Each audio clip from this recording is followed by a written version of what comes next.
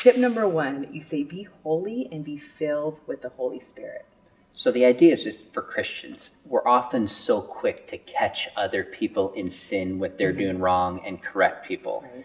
And I think we'd be a lot more humble and gracious if we took a look within and tried to get our lives first, right? Yeah. And this is, of course, the story of the unmerciful servant in Matthew 18. He has no grace for somebody who owes him change because he doesn't realize how much he had been forgiven by the king. Right.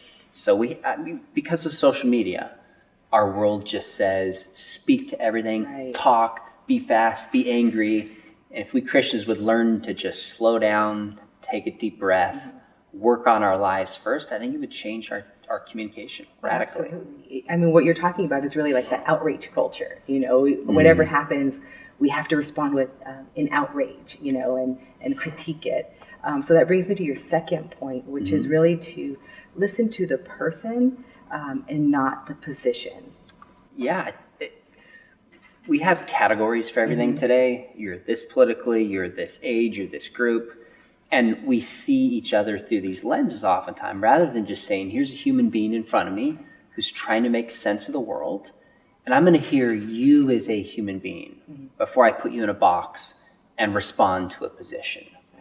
And I don't know that we Christians approach it that way often. I mean, the Bible talks about, being quick to listen and being slow to speak.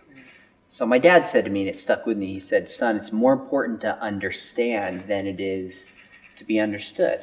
Right. So your third point, now going back to social media, again, this is a common thing that we see where people speak about things they don't know anything about. And that's something you say, don't do. Don't speak about things you don't know about. Because we have constant access to endless information and we have the ability to weigh into every conversation, there's this temptation to just always say what we think. Right. My father's really hammered home with me. He's like, son, read both sides. People may disagree with you, but typically they have good reasons as to why they disagree. So I just find it amazing. I mean, I did my PhD in an area, and some people will speak who've read an article as if they know as much as I do and their opinion matters on that topic that I've studied. Well, that's crazy. But then I find myself doing the same thing. Go, well, this person's nuts. I go, well, they've probably studied this a lot more than I do. Maybe I should think first, research first, really wrestle with an idea before I speak into it. You talk about how we can show love through actions and words. Now, face-to-face interaction, it feels like it's decreasing because we're just so stuck to our phones and we interact more on social media. So what would that look like to show love through our words and actions?